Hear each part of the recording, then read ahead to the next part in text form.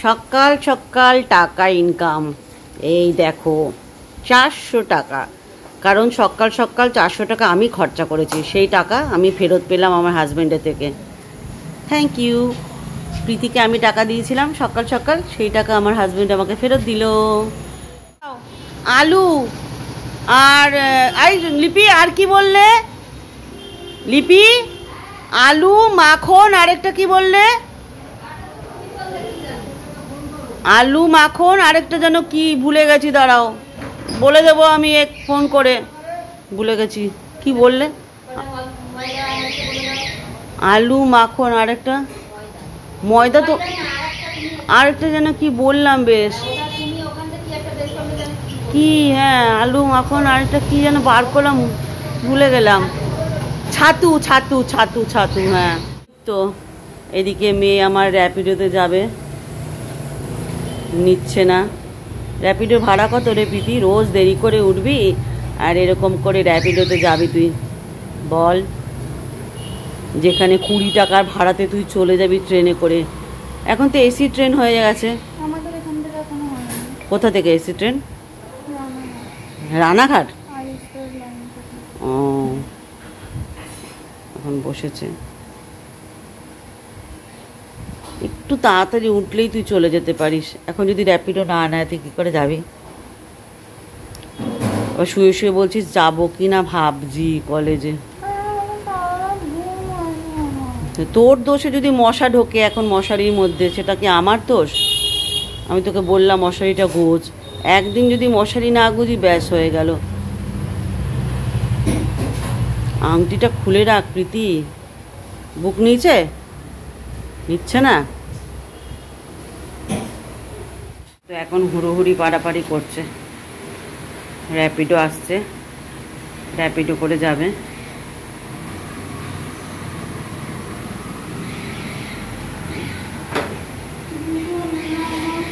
তো জুতো নেই মা, বাবা তো কিনে দেবে, তখন কিনে কিনবি, বাবাকে বলবি প্রতিদিন এইখানে জুতো পরবে, আর তখন মনে পড়বে জুতো কিনতে হবে, জুতো কিনতে হবে প্রতিদিনে। না নিয়ে নে, আমি ঘর ছাড় দেবো, আমার ঘর ছাড়তে হয় না, যে পিসি আসবে না, আমি ঘর ছাড় দেবো, নিয়ে নে। প্রতিদিন জুতো কেনার কথা, জুতো পরবে মনে পড়বে। আমি এখন ঘর তোর গোছাবো। দুক্কা দুক্কা সাবধানে যাবে। এই হেলমেটে এটা আটকাবি, গলারটা আটকাবি, গলারটা আটকাস না তুই। দুক্কা পাম্প বন্ধ করেছে, হ্যাঁ বন্ধ করেছে। তো প্রীতি চলে গেছে স্কুলে, আর প্রাপ্তিও চলে গেছে স্কুলে। ঘর এখন ফাঁকা। তো এখন চলে এসেছি ঘর গুছাতে। বালিশের ওয়ারগুলো চেঞ্জ করে দিলাম, অনেক দিন ধরে চেঞ্জ করা হয় না। ঘরগুলো তো পুরোই ফাঁকা হয়ে যায় মেয়েরা স্কুলে চলে গেলে, তখন সময় আর কাটতে চায় না। ঘরের টুকিটাকি যেটুকুনি কাজ থাকে করে নিই, কেননা সত্যি কথা বলতে তো সকালের দিকে কোনো কাজ থাকে না, আমার যেটুকুনি কাজ থাকে রাতের দিকে কাজ থাকে। যারা রেগুলার ভ্লগ দেখো তারা জানো, যারা নতুন আমাকে সাবস্ক্রাইব করেছো, যারা নতুন দেখছো ভ্লগ, তারা হয়তো মানে জানো না যে আমার সকালের দিকে কাজ সেরকম থাকে না। সংসারের যে কাজ কম থাকে না তা নয়, কিন্তু সংসারের টুকিটাকি কাজ থাকে, কাজ বার করে নিলেই কিন্তু কাজ। তো দেখো এই আয়নাটার অবস্থা যা করে রেখেছিল, পাশের ওই বইয়ের তাকটার অবস্থাও যা করে রেখেছে প্রীতি। আর প্রীতি কি জানো তো, প্রীতি বলে কি আমার বই খাতা অগোছলো থাকলে আমার নাকি মানে বার করতে সুবিধা হয়, মানে ওর বার করতে নাকি সুবিধা হয়, বুঝতে পারছো ঠেলা। তো যাই হোক বইয়ের তাকটা গুছিয়ে দেবো, আগে আমি আয়নার জায়গাটা গুছিয়ে নিই। মানে জাবরজম করে রেখেছি, অনেক জিনিস আছে বাড়তি জিনিস যেগুলো আমি ফেলে দেবো। মানে যেমন অনেক পেন রয়েছে যেগুলো কালি পড়ে না, সেগুলো ফেলে দেব। কিছু বাড়তি জিনিস মানে আগডুম বাগডুম ব্যাকলিপ, ভাঙা ব্যাকলিপ থেকে ভাঙা পেন রয়েছে, পেন্সিল রয়েছে, সব রয়েছে যেগুলো ফেলে দিতে হবে। সেগুলো না ফেলে দিলে হবে না, এই করে জাবরজম অনেক জিনিস রয়েছে সেগুলোকে আমাকে ফেলে দিতে হবে। তো যাই হোক মাঝের ঘরটা যেটা প্রীতির ঘর, সে ঘরটা পরিষ্কার পরিচ্ছন্ন করে চলে এসেছি। এটা হচ্ছে প্রাপ্তির ঘর। এই ঘরটাতে প্রাপ্তি সমস্ত বই খাতা ছড়িয়ে ছিটিয়ে চলে গেছে স্কুলে। সমস্ত বই খাতাগুলোকে পরিষ্কার করে একটা জায়গায় মানে কম্পিউটার টেবিলের উপর রেখে দেবো। রেখে দিয়ে এই বিছানা চাদরটা অনেকদিন ধরে পাতা রয়েছে, তো এই ঘরে প্রাপ্তি খুব একটা ইউজ করে না। এখন তো যেহেতু ঘরটা গরম, তো আর গরমকালে প্রাপ্তি এ ঘরে শোয়ও না, শীতকালটায় প্রাপ্তি এ ঘরটা একা শোয়। কেননা এই ঘরটাতে এসি নেই, দুটো ঘরে এসি আছে, এই ঘরটাতে এসি এখনো লাগানো হয়নি। ভবিষ্যতে সুযোগ সুবিধা হলে এই ঘরটায় লাগিয়ে নেবো একটা ছোট্ট এসি। তাই প্রাপ্তি প্রীতির সাথেই শোয়ে। নতুন প্যাকনা শুরু হয়েছে। রোজ 3:30-টের সময় লোডশেডিং হয়ে যায়। এই মেয়েটা স্কুল, শনি রবিবারটা বন্ধ ছিল, মেয়েটা স্কুল গেছে, এই স্কুল থেকে আসবে লোডশেডিং। এই গরমটার মধ্যে ড্রিল করে আসবে। সেদিন ঠান্ডা ঠান্ডা ওয়েদার ছিল, আজকে তো ঠান্ডা ওয়েদার নেই। আসলে হাত পাকা দিয়ে হাওয়া করতে হবে সারাক্ষণ। সেই 3:30 বাজে, 3:30-টের সময় গেছে, লোডশেডিং হয়েছে, লাইট অফ হয়েছে। এখন বাজে 4টে, আধ ঘন্টা হয়ে গেল, এখনও আসেনি। কতক্ষণে আসবে কে জানে। সবুজে তার উপায় নেই। কাজকর্ম করে স্নান করে একটু বসলাম, খেয়ে দিয়ে, খেতেও ইচ্ছা করছিল না গরমটার মধ্যে, একটু বেলা করেই খেলাম। কেননা গোলা রুটি করেছিল সকালে, জল খাওয়ারটা একটু বেলা করেই খেয়েছিলাম, পেটে গোদ ছিল না। 3:30-টের সময় খেতে বসলাম, একা তো ঘরে, খেতে ইচ্ছা করছিল না, পেটে গোদ তো ছিল না, তাও খেতে হয়। অল্প করে দুটো খেলাম। তো খেয়ে দিয়ে কী করবো, বসে আছি একা একা। ভাবলাম একটু ফোনটা অন করে তোমাদের সাথে দুটো গেজিয়ে নিই। রোদ্রে তাপ আছে খুব ভালো, মেয়েটার জন্য কষ্ট হচ্ছে। মেয়েটা আসবে ঘেমে নে, যদি লাইটটা চলে আসে ভালো হয়, একটু এসিটার তলায় এসে বসতে পারবে, মানে গরমে ভেপসে যাবে গো মেয়েটা আমার। প্রীতি তো আসবে সে সন্ধ্যেবেলা, ততক্ষণে লাইটটা চলে আসবে আশা করি। সেই দিনও ঠিক এরকম হয়েছিল। এই দুপুরবেলাটা গেলে না খুব বাজে লাগে। লাইট অফ হয় না তো আমাদের এখানে, হয়তো কোনো কাজ হচ্ছে বোধহয় কোথাও, সেদিনও কাজ হচ্ছিল বোধহয়, তাই লাইট অফ হয়েছিল। তো যাই হোক, চলো, ফোনও ঘাটতে পারবো না, ওয়াইফাই নেই। এটা আমার ওয়াইফাইতে চলে, আরেকটাতে নেট আছে কিনা কে জানে। চলো পরে আবার কথা হচ্ছে। ও ফ্যান চালিয়ে এসি চালিয়েছি। প্রীতি এইমাত্র ঘরে এলো। আর কেন, আর প্রাপ্তির স্কুল থেকে এসে গেছে জ্বর। কালকে স্কুল যাবে না, কালকে তো জ্বর নিয়ে স্কুল যেতে পারবে না। বললো কালকে স্কুল না গেলে অসুবিধা নেই, এই 2 দিন যদি জ্বর থাকে তাহলে স্কুল পাঠাবো না, সুস্থ করেই পাঠাবো। তো এই 2 দিনে জ্বর কমে যাবে ওর। ডাক্তার দেখিয়ে নেব। এসে দেখি গায়ে পুড়ে যাচ্ছে, 100 মতো জ্বর।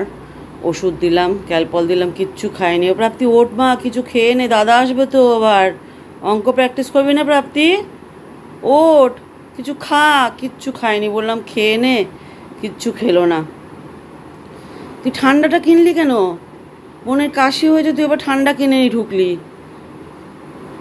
সে শুধু মোমো খেয়ে রয়েছিস, শুধু ছাতু খেয়ে রয়েছিস। দেখেছিস তো কেন মা বলে ভাতটা খেয়ে যা। কি আশ্চর্য প্রীতি, কোনে কি বলবো। চলো বন্ধুরা, ওর খাবার তৈরি করি তাড়াতাড়ি। কি মেয়ে আমার, ঠান্ডা নিয়ে এসছে তার মধ্যে, বোঝো কান। সকাল 9টার সময় প্রীতি কলেজে গেছে, সেই যে ছাতু খেয়ে গেছে, তারপর থেকে আর কিচ্ছুটি খায়নি। এখন বাজে সন্ধ্যে 7টা।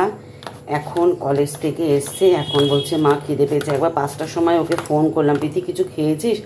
বলে মা আমি কলেজ থেকে বেরোতে পারিনি, আমি কি খাবো বলো বন্ধুরা। মেয়েটার কি হবে আমার, মানে কতবার বলি টিফিন দিয়ে দিই, টিফিন দিয়ে দিই, না আমি টিফিন নিয়ে যাব না, আমি টিফিন নিয়ে যাব না। এখন ওকে খেতে দিতে হবে, তাড়াহুড়ো করছি। ও পিঁপড়ে, তার মধ্যে হাতের মধ্যে কোথা থেকে পিঁপড়ে উঠছে বেয়ে বেয়ে। ওই বাবার, এই পিঁপড়ে কোথা থেকে এলো আবার। এখন বললাম মাটন আছে, একটু কালকে মাটন করেছিলাম, মাটন কষা, তো সেই মাটনটা রয়ে গেছে। মাটন খুব ভালোবাসে প্রীতি খেতে, মাটনটা রেখে দিয়েছিলাম ওর জন্য। তারপর আবার প্রাপ্তিরও জ্বর এসছে, প্রাপ্তিও কিছু খায়নি। এসে এসে গা হাত পায়ে ব্যথা করছে, ইচ্ছা করছিল না খেতে, ঘুমিয়ে পড়েছে। ওকেও তুলতে হবে, ওকেও 2টো রুটি খাইয়ে দিই। ও আবার মাটন খায় না, মাটনের ঝোলটা দিয়ে তাহলে 2টো রুটি ওর জন্য করে দিই। ওকে উঠিয়ে 2টো রুটি খাইয়ে দিই। ওর আবার দাদা আসবে, জ্বর এসছে, ওষুধ দিয়ে দিয়েছি, জ্বরটা নেমেছে। তো ও তো আবার ড্রিলে নাম দিয়েছে, 15ই আগস্ট ড্রিল আছে, ওকে একটু ডাক্তারটা দেখিয়ে নিয়ে আসতে হবে। 3 দিনের মাথায় জ্বরটা না নামলে অসুবিধা আছে আবার। তো কালকে যদি জ্বরটা না, কালকে ভাবছি স্কুল পাঠাবো না জ্বর থাকলে গায়ে। তো যাই হোক, চলো তাড়াতাড়ি রুটিটা করে দিই। এখানে মাখা যাচ্ছে না, এখানেই মেখে নিই চটপট করে। প্রীতিকে 3টে রুটি করে দিই, প্রাপ্তি 3টে তো খাবে না। প্রাপ্তিকে দুটোর মতো করে দিই, আর আমি এক কাপ চা করে খাই। চলো আটা মাখা ডান। মাখতে তো বেশি টাইম লাগে না আটা। চলো বাজে এখন 10টা। প্রীতিপ্রাপ্তিকে খেতে দেওয়ার পরে আর ব্লগটা কন্টিনিউ করিনি। এখন রাতে ডিনারের আয়োজন হচ্ছে। দুপুরে যা ছিল মুড়ি ঘন্ট আর ওলের ঘ্যাট যদি বলি, কেউ খাবে না বললো। তো এখন আলুর চোখা করতে বলেছে, তো শুকনো লঙ্কা ভেজে রেখেছি, আলু সেদ্ধ করে রেখেছি এখানে।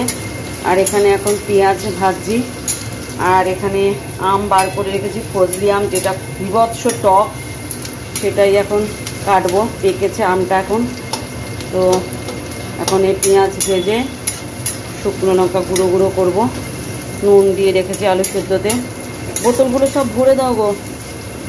তো পেঁয়াজটা ভালো করে ভেজে নিই, কাঁচা কাঁচা থাকলে মুশকিল হয়ে যাবে। রুটি করব, এখানে যেমন আটা মেখে রেখেছি, সব 8টা রুটি হবে। প্রচণ্ড গরম লাগছে আজকে, একটু ছিটে ফোটা বৃষ্টি হয়েছে, কিন্তু ভ্যাপসা গরম, কমছে না। তো আমাকে আবার গোপালকে করাতে হবে, কারণ প্রাপ্তির জ্বর, উঠতে পারছে না বিছানা থেকে। গোপালকে আবার করাতে হবে, অনেক কাজ রয়েছে এখনও বাকি। তো চলো চটপট করে আলুর চোখাটা করে নিই। রাত্রির বাজে 1:45। আমি আর প্রীতি এখনও শুইনি। প্রাপ্তির জ্বর, প্রাপ্তির বাবার সঙ্গে শুয়ে পড়েছে। আর প্রাপ্তির বাবা এক্ষুনি দরজাটা খুলে আমাকে একটা বকা দিয়ে চলে গেল যে রাত্রি 1:45 বাজে, তোমরা এখন দুজনে মিলে জেগে বসে এখানে কি করছো? আমি বললাম রাত্রে আমাদের ঘুম আসে না, কি করব বলো। বললো বে টাইম করেছো, উল্টাপাল্টা কাজ করো। কি করব, আমাদের রাতে ঘুম আসে না, আর সকালে ঘুম পায়। কিন্তু সকালে দায়িত্ব থাকলে উঠে পড়ি। কালকে উঠতে হবে, যে প্রীতি যাবে কলেজে, প্রাপ্তিকে তো স্কুল পাঠাবো না। কালকে প্রাপ্তির শরীরটা খারাপ আছে, কালকে জ্বর জ্বালানি স্কুলে আর পাঠাবো না। প্রীতি কলেজ যাবে। প্রীতি কালকে কিন্তু ভাত খেয়ে যেতে হবে। কালকে কলেজ কটায় প্রীতি? প্রীতি উঠতে পারবি না, প্রীতি শুয়ে পড়। কালকে রাতে ঘুম হয়নি বললি, মশার চোটে একটা মশা নাকি ঢুকে গেছিল ওর মশারির মধ্যে, সেটাকে নাকি সকালবেলায় মেরেছে। নিয়ে নিয়ে মশারি টাঙিয়ে দিয়ে শুয়ে পড়। বাবা এসে বকা দিয়ে গেল।